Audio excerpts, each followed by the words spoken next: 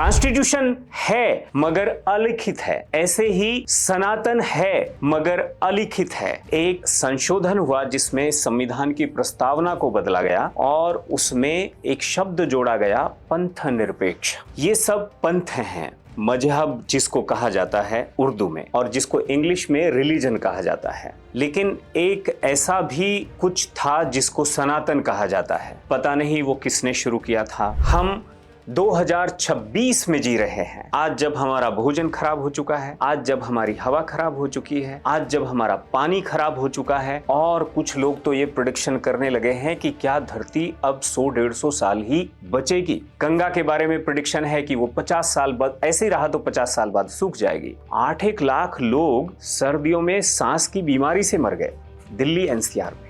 गाय हमारे बच्चों को दूध पिला करके पालती रही है और उसके बच्चे हमारी खेती करते रहे हैं, इसलिए गाय को हमने अवज्ञा भी कहा और साथ में गाय को मां भी कहा। सभी नदियां जीवनदायिनी हैं, इसलिए नदियों में हम मां का रूप देखते हैं। दिल्ली में इधर उधर चौराहों पर देखेंगे कबूतरों के लिए दाने डालना, ये सब क्या है? ये धर्म है। एक चोर भी अगर है और उसकी बहन रास्ते से जा रही है और उसने कुछ सोने की चेन पहन रखी है, क्या वो अपनी बहन के गले से सोने की चेन की स्नैचिंग करता है? दुनिया में अलग अलग तरह के पंथ विकसित हुए। इस्लाम 1400 साल पहले आया, क्रिश्चियनिटी 2500 साल पहले आई, जैनिज्म 2300 साल पहले आया, बुद्धिज्म 2300 साल पहले आया, सिखिज्म करीब 326 साल पहले आया। ये सब पंथ हैं, मजहब जिसको कहा जाता है उर्दू में, और जिसको इंग्लिश में रिलीजन कहा जाता है। लेकिन एक ऐसा भी कुछ था जिसको सनातन कहा जाता है। पता नहीं वो किसने शुरू किया था। क्या वो किसी एक आदमी ने शुरू किया था? नहीं। क्या वो किसी एक पुस्तक से शुरू हुआ था? नहीं। क्या उसका समय था कांट से? तो आप ये समझ सकते हैं कि हमारे वो बड़े और वो सब जिन्होंने समाज के बीच में कुछ जीवन मूल्य स्थापित किए, कुछ वैल्यूज को एस्टैब्लिश किया, और वो सब जैसे ब्रिटेन का कॉन्स्टिट्यूशन है जो अलिखित है, मगर कॉन्स्टिट्यूशन का एक तरह से उसे पितामह भी कहा जाता है। कॉन्स्टिट्यूशन है मगर अलिखित है, ऐसे ही सनातन है मगर अलिखित है। उसे कोई एक आदमी चलाने वाला नहीं, किताब कोई एक नहीं, समय कोई का कुछ पता नहीं। लेकिन हां, जो कुछ वहां से आया, ठीक है, पिता का धर्म क्या होगा, पुत्र का धर्म क्या होगा, पत्नी का धर्म क्या होगा, मां का धर्म क्या होगा, अतिथि का धर्म क्या होगा, अतिथि के प्रति धर्म क्या होगा, धरती के प्रति हमारा धर्म क्या होगा, ठीक है। तो वहां पर धर्म का सबसे सैक्रेड और सबसे प्रैक्टिकल एक मतलब लिया गया था। मैंने फिर कहा कि बाकी जो आप देख रहे हैं उसके आगे वे सब पंथ हैं, ठीक है, रास्ते हैं जो उस धर्म की तरफ ले जाने के लिए बने हैं। और कौन कितना ले जा पाता है ये, ठीक है, ये सबका अपना अपना कैपेसिटी और कैलिबर है।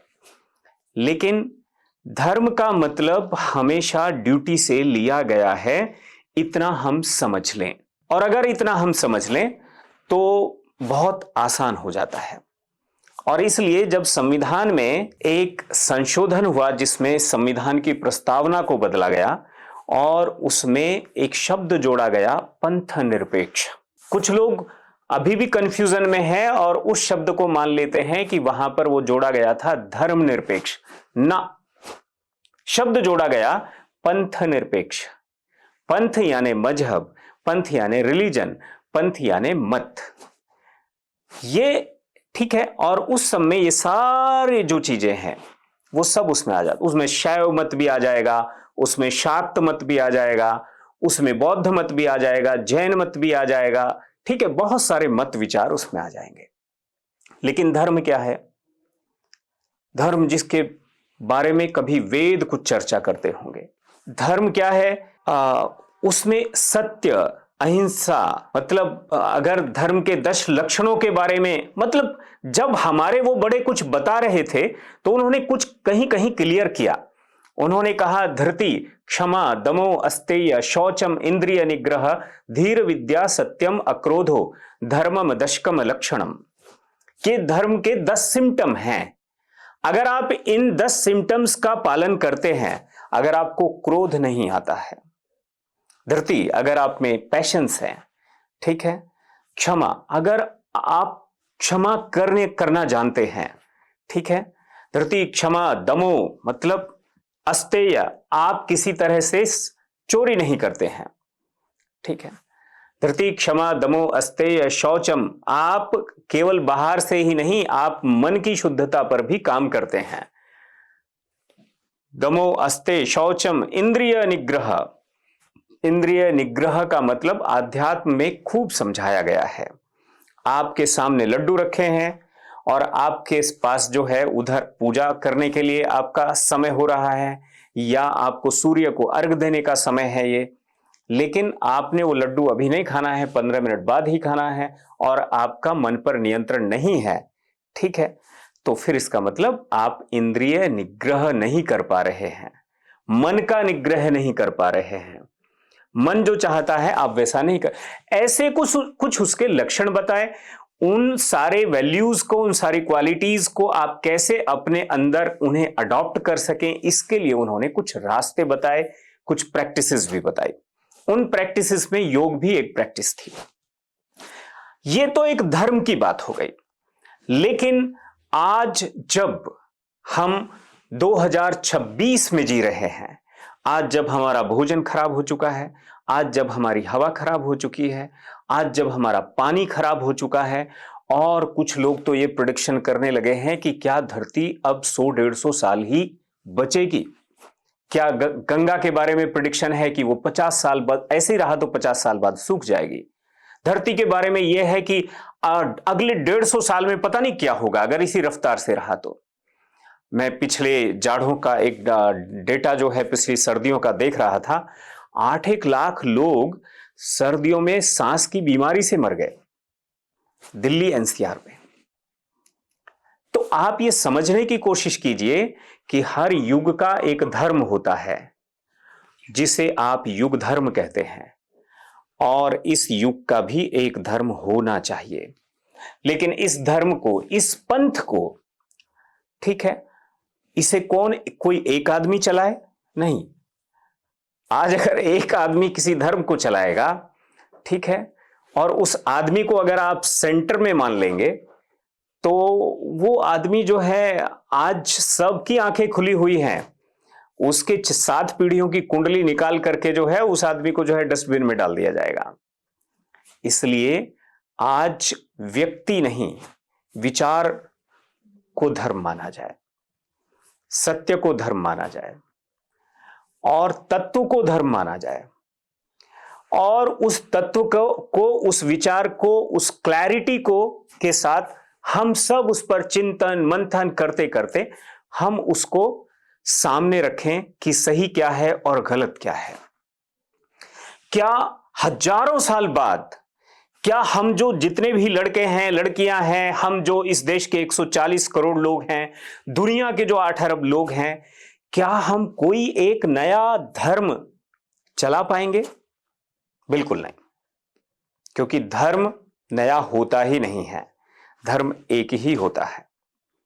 और वो एक धर्म जो हमारे बड़ों ने, मैंने जिसको जीवन मूल्य कहा, जिसको मैंने कहा कि वो कर्तव्य है, और हमारे यहां कर्तव्य का क्या मतलब समझा गया, कृतज्ञता भी उस, ठीक है, उसमें शामिल थी। सूर्य हमें प्रकाश देता है, हम उसके प्रति कृतज्ञ हैं, और हमारे माताएं, हमारे लोग सुबह सुबह उठ करके उसे अर्घ देते हैं। वो तो नहीं कहने के लिए आ रहा है कि मुझे आप पानी दीजिए, लेकिन हम देते हैं।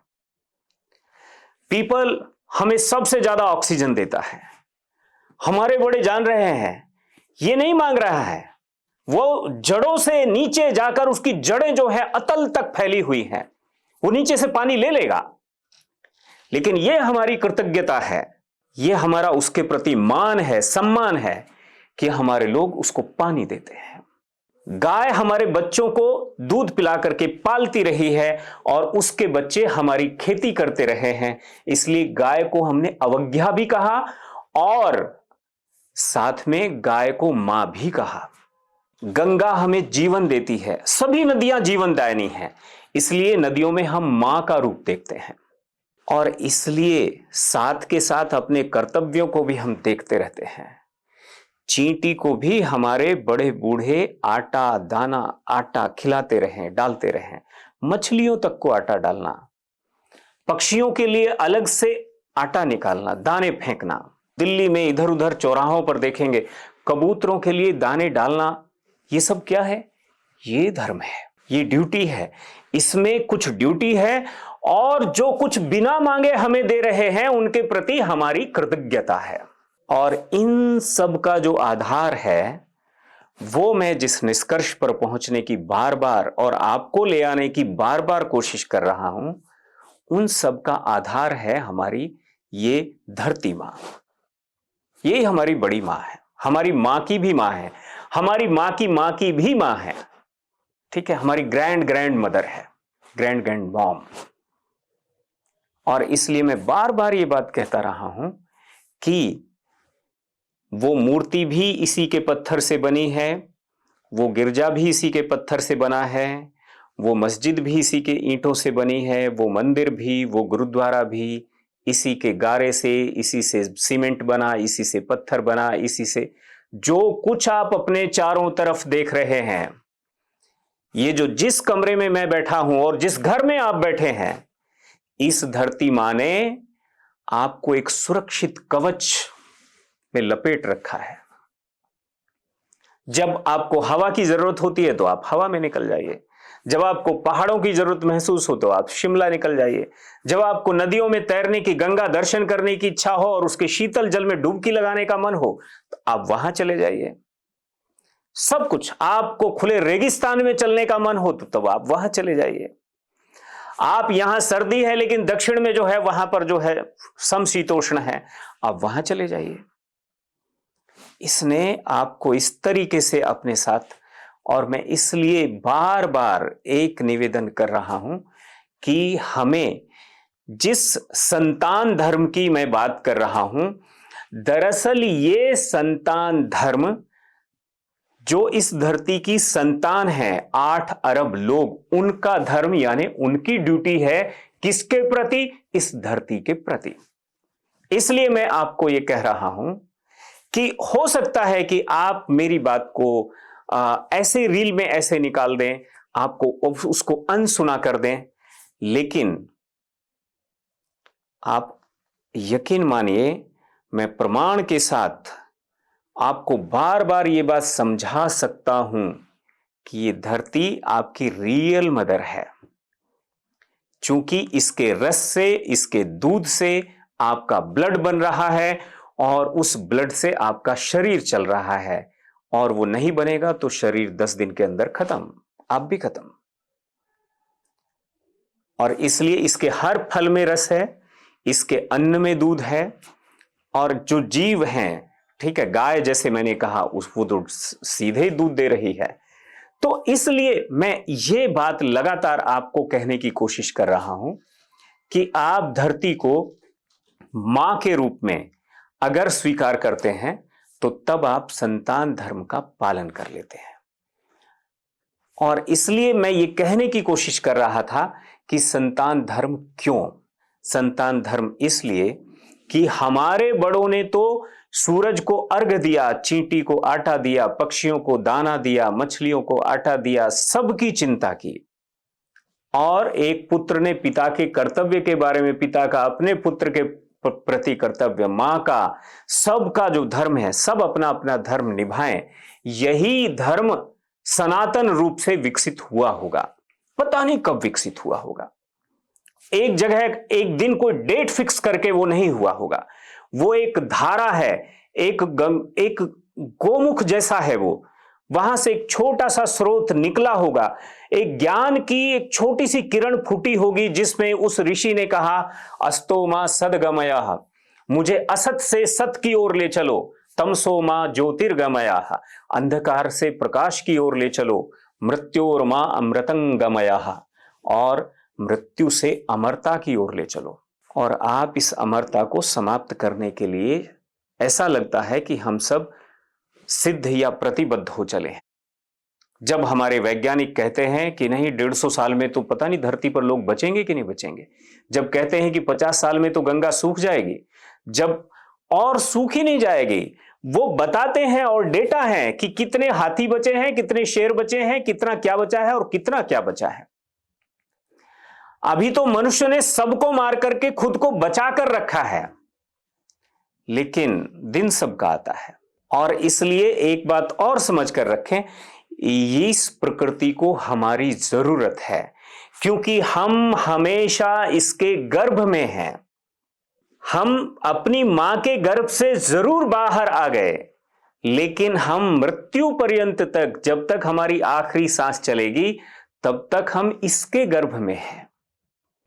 आपको लगता होगा कि मैं भावनात्मक रूप से आपसे कनेक्ट होने की कोशिश कर रहा हूं, लेकिन मैं आपसे रियलिस्टिक तौर पर, मैं आपसे रियल तौर पर आपके साथ जुड़ने की बात कर रहा हूं, और आपके साथ एक संबंध और हम सबका आपस में जो संबंध है, उस संबंध को बताने और उस संबंध को उकेरने, उसकी तरफ स्पष्ट इशारा करने की कोशिश कर रहा हूं। और यह बताने की कोशिश कर रहा हूं कि मैं, आप और हम सब, इस धरती पर रहने वाले सभी 8 अरब लोग, हम सब आपस में रक्त संबंधी हैं, ब्लड रिलेटिव हैं। और फिर मैंने एक बात ये बार बार कही है कि अगर हम अपने इस संबंध को पहचान लें, कोई आदमी किसी के साथ व्यवहार क्यों करता है और कैसा व्यवहार करेगा। एक चोर भी अगर है और उसकी बहन रास्ते से जा रही है और उसने कुछ सोने की चेन पहन रखी है, क्या वो अपनी बहन के गले से सोने की चेन की स्नैचिंग करता है? नहीं करेगा, क्योंकि आज का जो चोर है उसे अपने संबंध का पता ही नहीं है। आज लोग जो हैं दोस्ती में ठगी कर लेते हैं कई बार।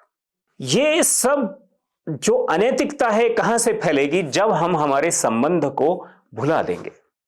इसलिए हम अपने संबंधों के प्रति सजग रहें, और संबंध यही है कि मानवः सहोदरा सर्वे न मानव पतितो भवेत्। मतलब सभी मानव एक ही उदर से पैदा हुए हैं, यानी सहोदर हैं। कोई भी पतित नहीं है, कोई भी दलित नहीं है, सब राजनीति है। और इसलिए हम किसी के साइको ट्रैप में ना आए, किसी के साइको ट्रैप में ना आए। और अगर कुछ उलझन हमारे दिमाग में है तो उस उलझन से भी हम बाहर आए। कुछ स्टिग्मा अगर हमारे दिमाग में है तो उससे हम बाहर आए।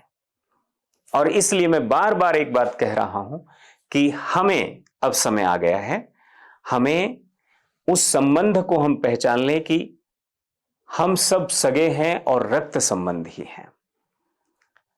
तो इस संबंध में सबसे पहले, अगर हम सगे होते हैं तो अगर मान लिया हम सगे भाई ही हैं 4 और हम एक जगह घर पर आए हैं, और घर पर मां को खुशी सबसे ज्यादा तब होती है जब हमें एक साथ बैठ करके वो खाना खाते हुए देखती हो, एक साथ बैठे हुए गुनगुनाते हुए, आपस में बतियाते हुए, आपस में खेलते खिलखिलाते हुए, हंसते बोलते हुए देखती हो।